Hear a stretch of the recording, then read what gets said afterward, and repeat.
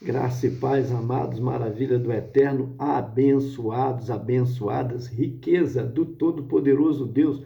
Você é joia preciosíssima, corra linda do Senhor, mais um café com Deus, com o pastor Maurício Loureiro. O café de hoje está lá em Mateus 16, versículo 24 e 25. Evangelho de Jesus, escrito por São Mateus. Amém? Muito obrigado você que tem nos acompanhado, assistido nossos vídeos. Eu te peço, assista até o final, gente. Me ajuda aí. Também dá aquele gostei quando começar a assistir para não esquecer. E compartilha bastante. No final, compartilha para alguém. Não seja egoísta, não fique só para você. Amém? Porque o que é o Café com Deus? É uma porção da palavra de Deus explicada, oração por você e sua família. Me ajuda aí, gente, na evangelização. Bom, Mateus 16, 24 e 25 está escrito assim, ó. Então disse Jesus a seus discípulos: se alguém quer vir após mim, a si mesmo se negue, tome a sua cruz e siga-me. Porquanto quem quiser salvar a sua vida, perdê-la. E quem perder a vida por minha causa, achá-la-á. Bom, vou tomar como título desse café com Deus, morrer para viver. Amém? Bom, aí vai uma pergunta que eu gostaria de deixar. O que vem à sua mente quando você vê uma cruz? Certo? Você olha aquela cruz e o que vem à sua mente? O que você pensa na hora que você vê a cruz? Talvez alguns, né, veem como símbolo do cristianismo, não é verdade? Símbolo da igreja. Alguns têm como acessório de moda, principalmente, né? Tá na moda, eu gosto de usar a cruz, ou mesmo como um amuleto. Mas o que é a cruz de fato? O que era a cruz para a igreja primitiva, para a igreja do princípio? A igreja do princípio carregava a cruz, guardava a cruz? Não. Embora Jesus fale sobre a cruz aqui, a cruz só veio ser introduzida na igreja depois de Constantino, imperador de Roma, quando ele baixou um decreto para não perseguir mais a igreja, os cristãos, né? Então, lá no século III, isso, né, que a Igreja Católica foi fundada no ano 302 por Constantino, imperador de Roma. Em 431, é a primeira vez que se ouve falar da cruz sendo introduzida dentro da igreja. Depois, em 500 e tal, que foi colocado em cima, né, junto aos sinos. Mas a igreja não carregava esse símbolo como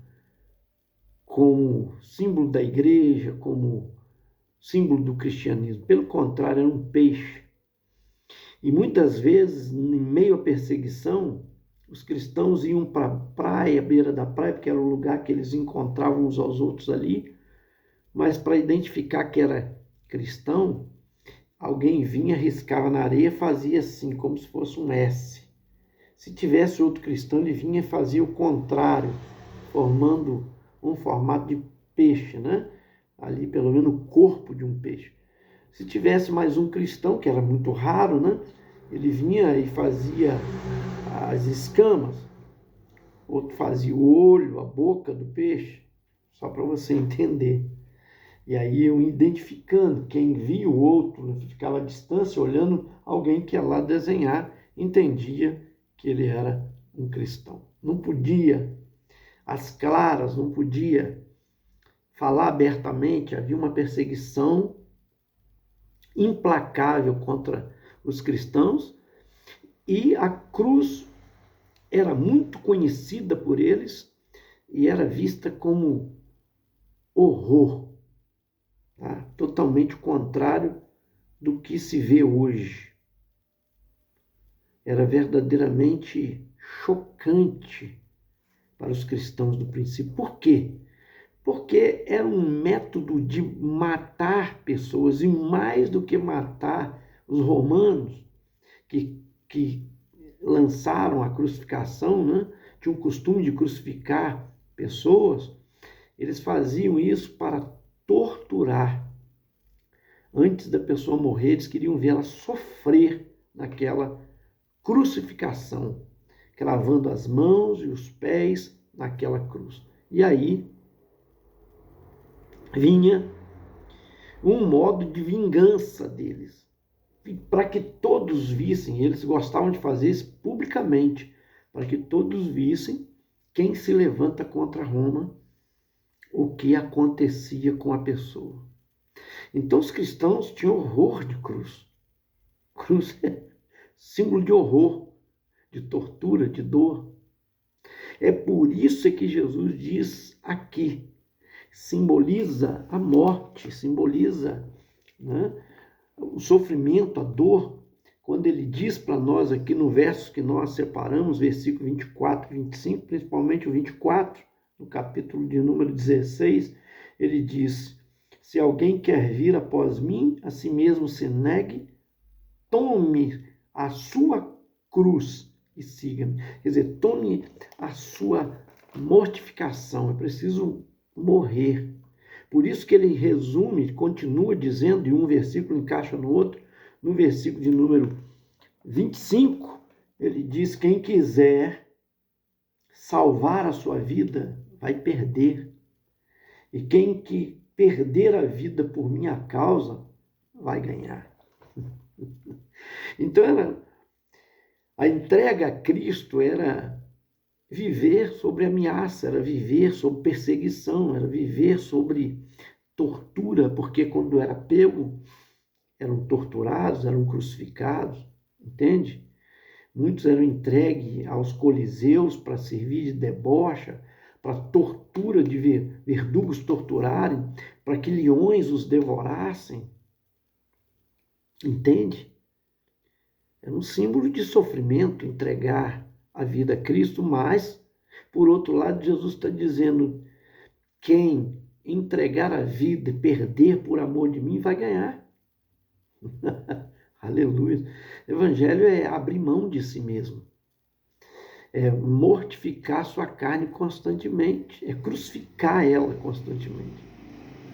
Nada contra a cruz, literalmente, desde que não se faça dela um símbolo de idolatria, de idolatrar, de achar que ela te protege, de achar que Deus está ali, né, que ela é um amuleto de proteção. Longe disso, porque aí vira idolatria. Ela é apenas para nós hoje o entendimento de que aquela cruz está vazia porque o nosso Senhor Jesus morreu nela, mas ressuscitou o terceiro dia e está vivo. Por isso que nós não carregamos crucifixo. E crucifixo já é a cruz com Cristo ali, né? Nós não temos, como cristãos evangélicos, não carregamos o crucifixo. Nós carregamos, podemos ter até como símbolo uma cruz, mas vazia, porque Jesus passou por ela. E ela deixou de ser para nós símbolo de maldição e se tornou símbolo de graça. Por quê? Porque nós estávamos condenados nos nossos delitos e pecados, estamos condenados, né? Mas graças ao nosso Deus, que essa condenação, ela veio ser abolida, apagada, paga, a nossa dívida para com Deus, porque Jesus pagou o preço morrendo na cruz. Carregou sobre si as nossas dores, as nossas aflições, ferido por nossa culpa, para nos trazer a cura, a salvação. Amém? Isso é muito importante. É preciso entender o verdadeiro sentido da cruz.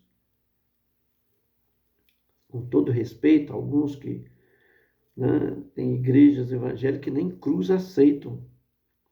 Mas por quê? Porque muitos começaram a idolatrar, principalmente, né? A igreja, depois que ela foi perseguida, torturada, matava-se muitos cristãos, mas Deus acrescentava cada vez mais, quanto mais Satanás usava, né, a Roma para matar, a perseguição dos próprios judeus que também matavam cristãos, presta bem atenção nisso. Deus acrescentava cada vez mais. Então Satanás viu que não era por esse caminho. Não adiantava, porque os que estavam morrendo salvos, para ele não era lucro. E quanto mais matava, mais aumentava cristãos.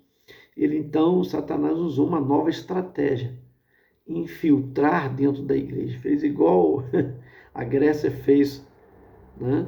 Perdão, Roma fez com a Grécia. A Grécia fez com os medos e persas, é isso aí.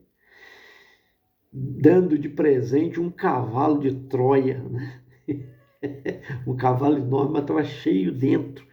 Deixaram introduzir na capital aquele cavalo, achando que era um presente. E, na verdade, estava dentro dele muitos soldados que, pela madrugada, ali saíram e passaram o fio da espada os outros que estavam dormindo. Então, presta bem atenção, incendiaram aquele lugar. Presta bem atenção nisso. Satanás trabalhou dessa maneira, infiltrando os seus ensinos tortuosos, né, mentirosos, inclusive colocando a cruz, né, como símbolo de fetiche, de adoração. Assim como imagens, como santos que permitiam fazer eles, né, a liderança, acabaram por permitir fazer imagens de escultura dos santos homens de Deus, como Paulo, como Pedro, como Tiago, como João, e assim fizeram, e se curvaram diante dela, adorando, idolatrando esses homens, aquilo que Deus condena, tirando as escrituras do povo para não conferir, né? E assim foi um modo que Satanás achou de minar a igreja, de parar o crescimento da igreja. Isso foi a partir do ano de 302, né, na era de Constantino, imperador de Roma.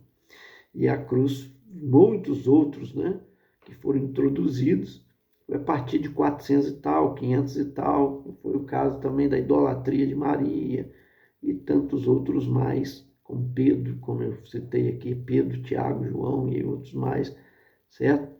Que se tornaram ídolos, imagens que foram adoradas. E a Bíblia condena. Pega a sua Bíblia aí, pode pegar a católica, que ela é igual à evangélica.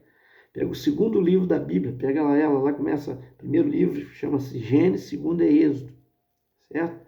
Pega lá no capítulo 20, fácil de gravar, lê lá os 10 mandamentos. O primeiro mandamento está condenando fazer imagem de escultura que está em cima no céu, na terra e nem debaixo da terra. Não se deve adorar e nem prestar culto ou missa diante dela. Está escrito na palavra que Deus castiga a iniquidade dos pais nos filhos até a primeira, segunda, terceira e quarta geração dos que o aborrecem, mas traz misericórdia até 1000 gerações daqueles que guardam os seus mandamentos. E eu quero que a minha geração seja abençoada. Eu quero guardar os mandamentos do Senhor. Falo com muito carinho, com muito respeito a você, meu irmão católico, porque te amo. Quero que você deixe a idolatria, que você deixe de pedir a santos que não podem fazer nada, nada. E mesmo a cruz, a mesma coisa, se você tiver ela como símbolo de feitiço, de proteção, né? De símbolo de graça, de alcançar algum benefício por intermédio dela, isso é idolatria. Amém? A cruz é apenas para ser lembrado, olhado para ela vazia, lembrado que Jesus morreu nela, mas ressuscitou. Amém? E quantos santos passaram por ali sendo crucificados, inclusive o apóstolo Pedro, que na hora da sua crucificação disse que não era digno de ser crucificado como o seu Senhor. Diz a tradição que ele foi crucificado de cabeça para baixo, ele pediu para ser crucificado de cabeça para baixo, ele não tinha dignidade de ser crucificado igual ao Senhor Jesus. Então, percebe-se que a gente precisa de morrer a cada dia, crucificar nossa carne, os nossos desejos, nossos prazeres que nos afastam de Deus. Prazeres pecaminosos, não digo de prazer de você ter um lazer, né? De você ter relação sexual com a sua esposa, com o seu esposo, é diferente, tá? De ter momentos de férias, né? De diversão. Deus não é contra o prazer, mas tudo dentro do equilíbrio, dentro da obediência que Ele criou. Agora, quando esse prazer se torna libertinagem, que as pessoas confundem liberdade com libertinagem, aí você está extrapolando aquilo que foi designado, determinado. Aquele que criou os céus e a terra, e que criou a mim e criou você, estabeleceu regras. Não existe esse negócio de mundo que te ensinam por aí que não existe regras, não. O meu direito termina quando o seu começa. Se eu ferir o seu direito achando que eu tenho liberdade para fazer o que eu quiser, eu não estou errado com você? A mesma coisa Deus nos criou e estabeleceu limites. E a gente tem que submeter, sim, a autoridades, a submissão à sua vontade e ao seu querer e à sua liderança, os seus representantes. Amém? Recebe aí. É para te abençoar, nunca para te amaldiçoar. Quero o seu bem, quero que você seja salvo, porque a Bíblia diz que os idólatras não herdarão o reino dos céus. E às vezes você está praticando idolatria sem perceber. Nada contra você, né? Ter um carinho por esses grandes homens de Deus e tê-los até como referência, sem problema nenhum. Paulo mesmo disse, sede meus imitadores, como eu sou de Cristo. Então, mas o alvo maior é Jesus. É olhar para Ele, é pedir a Ele. Ele diz, tudo que pedis ao Pai em meu nome, eu vos farei. Pedro não pode fazer nada, Maria não pode fazer nada, João não pode fazer nada, Jorge não pode fazer nada. Nenhum desses santos podem fazer por você. Só Jesus. O que eles podiam fazer, eles fizeram quando estiveram em vida aqui. Hoje, eles não podem fazer. Nem sabem o que se passa aqui. Certo? Recebe aí. Eu quero orar por você. Pai Todo-Poderoso, obrigado por tua palavra, que está sendo difundida, divulgada, ensinada da maneira correta. Repreende todo o mal. Tua palavra diz que o Senhor é contra a imagem de escultura. Salmo 115 diz, tem olho não vê, tem boca não fala, tem ouvido não ouve, tem mãos não apalpa, tem pés não anda, precisa ser carregado em procissão e se torna semelhante a ele todos os que o fazem e que confiam neles. Então, Deus, nós confiamos no Deus Todo-Poderoso, no Criador dos céus e da terra, em seu Filho Jesus Cristo, que nos revelou a Ele. Nos abençoa, Pai, abençoa essa vida, abre entendimento, dê graça e sabedoria, e, ó Deus, submissão a Ti, que venha ser humilde o suficiente, se render ao Senhor e adorar o Senhor, porque nós fomos criados para o louvor da Tua glória. Oramos agradecidos em nome de Jesus. Amém. Esse foi mais um Café com Deus. Eita glória, senta o dedo e compartilha.